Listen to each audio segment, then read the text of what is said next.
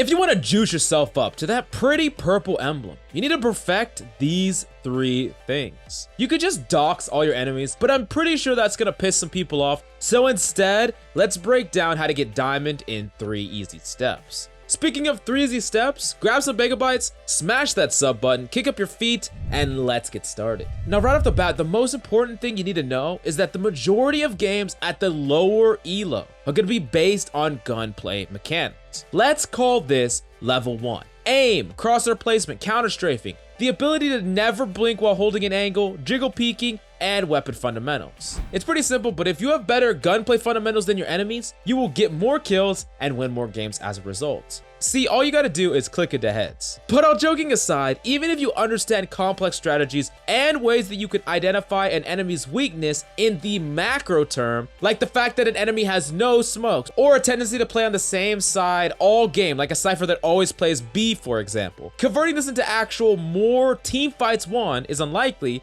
if enemies are far and away just better than you at level 1 things, which is that gunplay fundamentals. Now, for example, let's imagine that you're a Muay Thai master with intricate fighting knowledge, but you are super skinny and small, like 5'2", 90 pounds. Well, I'm sorry, but you're gonna straight up lose to a 280-pound beefcake, even if they know little about fighting. Now, this is just the reality, but the actual message from the analogy is that large complex strats or level 4 strats will just fail miserably if you have poor level 1 mastery and your enemy is far and away better than you at that level 1 gunplay fundamentals. Now, the next question that you're gonna have is, okay, we talked about gunplay being level 1 and macro advanced strats being level 4, so what the heck is level 2 and 3? Well, you see, while we all want to Fran and Shroud level aim, we can't just go into a hyperbolic time chamber and master gunplay overnight, so it's always gonna be a constant work in progress. But level 2 is a true way to gain a leg up on enemies past just that individual gunplay skill, and level 2 is pretty simple, but it's ability mastery. This is simply mastering the art of using your abilities to set up favorable gunplay engagements.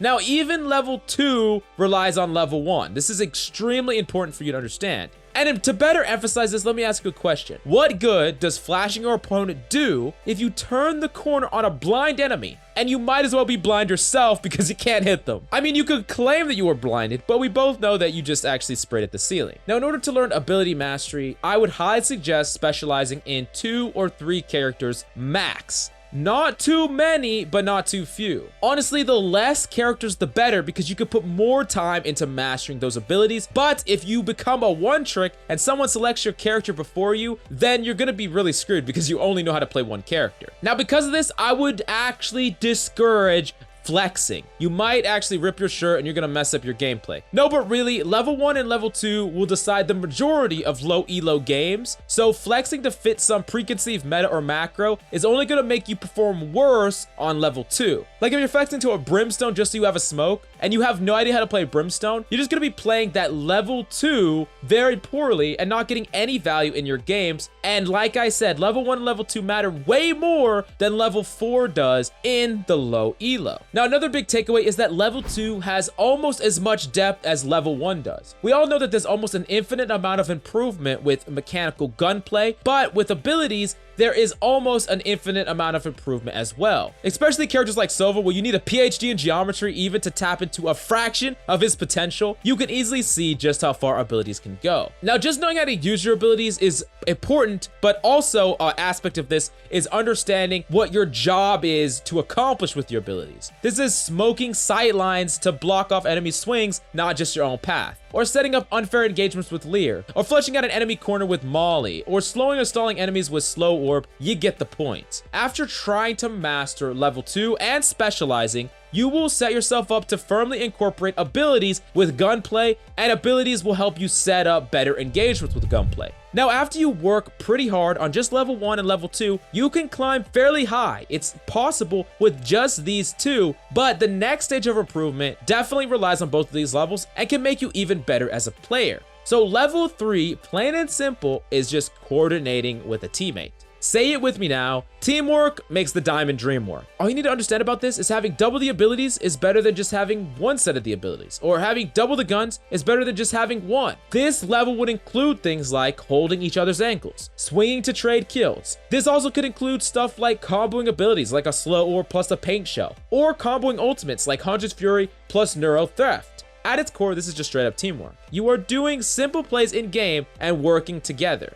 Now, what I am going to tell you is what it's not, and it's not an overarching strat or meta understanding. This is also not identifying enemy team composition weakness. This is just working together within a round to perform more than you would as 5 separate entities. Now, in order to do this, there's several things that you need. You need good, clear, concise comms. Comms that simply transfer information or set up a potential combo or synergy in game. Now, you also need to be thinking about your other teammates. Put yourself in their shoes and what they are experiencing in their games. Essentially, what I'm telling you is stop giving your ally Sage nightmares about people screaming for heal all while they die. On top of this, you need to understand how the decisions of your teammates affect you and how your decisions affect your teammate. And then lastly, you need to be doing what you can to make it so that your teammates can have more impact and have an easier game, even if they lack competent level 1 or level 2 skills. Now that you've learned level 1, level 2, and level 3, you have learned the building blocks for all you need to get diamond or even beyond. You push your gunplay level 1, your ability use level 2, and your team synergy level 3 to higher and higher levels, and you will be able to climb to diamond. Now realize that exceptional ability in one level can help you enable another, but the most important always starts at level 1 and works upwards. For example, an insane communicator or synergistic person who constantly tries to enable his team with dumpster tier mobile phone aim and flashes that stun only himself, he will never have as much impact as a raw aimer who has insane shroud level aim with no ability or synergistic concepts. You see, that guy doesn't even think about you on his team, but he's running around headshotting everybody and he's still winning. Now, the biggest takeaway for you is that you need to be putting effort into all 3 in order to build up that baseline, for simply having a core baseline in all these 3 can allow you to climb to that shiny rock rank.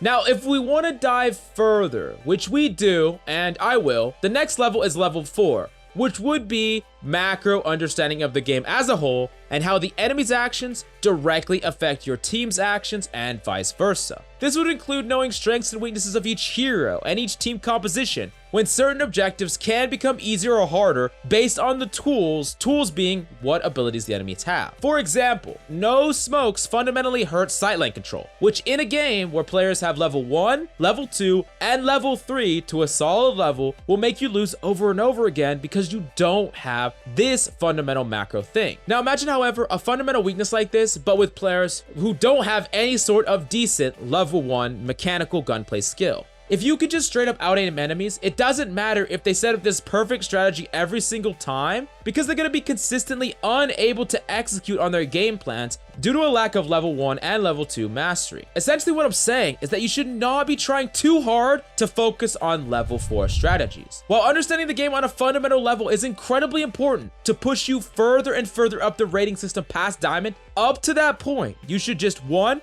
focus on the fundamental level 1 and level 2 gunplay and ability mechanics, and 2, coordinate on a small level with team play. Be empathetic to your team, put yourself in their shoes, and try to comms and combo in some way in every single game. Now, another thing I would highly suggest is try to practice each and every one of these things separate before you apply them together in a game. For example, put time every single day to up that level 1 mechanical gunplay. Whether that means use Kovac Aim Trainer or practice against training bots, or simply just try to hone in on hitting more and more long-range shots in a game. Focusing on one level and ensuring that you're improving in that level is going to make the building blocks all that much stronger. You could also do things like play Spike Rush, and I know many of you might not like Spike Rush, but guess what? You get all your abilities so you could practice them over and over and over again. It also could include things like going into a training room and watching videos about rollouts about Sova arrows. Just learning that all day, or learning how to use your jet abilities. And another key aspect about both the level 1 and the level 2 is consistency. the more you use these abilities and the more you try to get to a consistent level of value, the more likely you will consistently have more impact in your games. So that is very important. And then for the last thing, which is coordinating with your team and trying to be empathetic towards your teammates, you might need to go and hike up a mountain somewhere and meditate, or simply just work on calling, learning the locations of where things are on the map, learning what abilities combo well together, and trying to communicate in a very effective way in game. These are all things that can help you become a very proficient